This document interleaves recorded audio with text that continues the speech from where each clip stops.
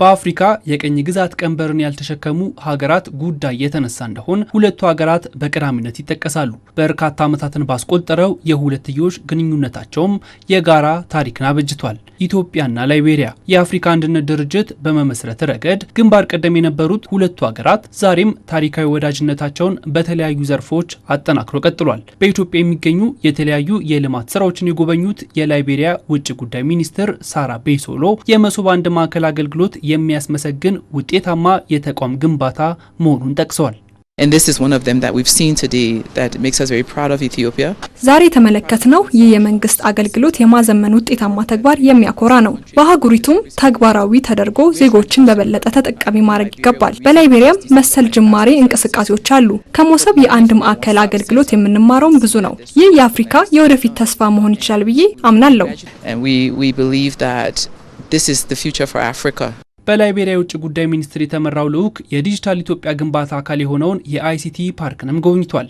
ይህም ኢትዮጵያ በቴክኖሎጂው ዘርፍ የሰጠችው ትኩረት አመላካችና ውጤት የታየበት መሆኑን የተመላከተው At this ICT park we see the phenomenal progress you've made in terms of technology. በአይሲቲ ፓርክ የተመለከትነው ኢትዮጵያ በአርቲፊሻል ኢንተለጀንስ እና መሰል የቴክኖሎጂ ልማቶችን የሰጠችው ትኩረት አስደናቂ መሆኑን ነው። ይህም አፍሪካ በዘርፉ ሰፊ ስራዎችን መስራት እንደምትችል ጥሩ ምሳሌ መሆን ይችላል። የእርስ በርስ ተሞክሮች በማጋራት የጋራ ተጠቃሚነትን ማሳደግ አስፈላጊ በመሆኑ የጉብኝት ፋይዳው ሰፊ ነው። እንደ አህጉር በጋራ መቆም ከቻለን ራሳችንን በበለጠ ማብቃት እንችላለን።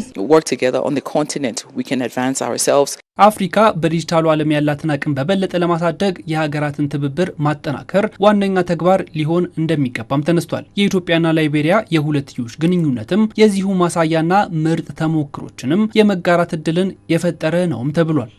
We're happy to see that it's happening in Africa. ኢትዮጵያ እንዲህ ያሉ ቴክኖሎጂ መሰረተ ልማት መገንባቷ በእጅጉ የሚያስደስት ነው። መሰል ልምምዶች ሀገራዊ የዲጂታል ሉዓላዊነትን ለመጠበቅ አስተዋጽኦም ሰፊ ነው።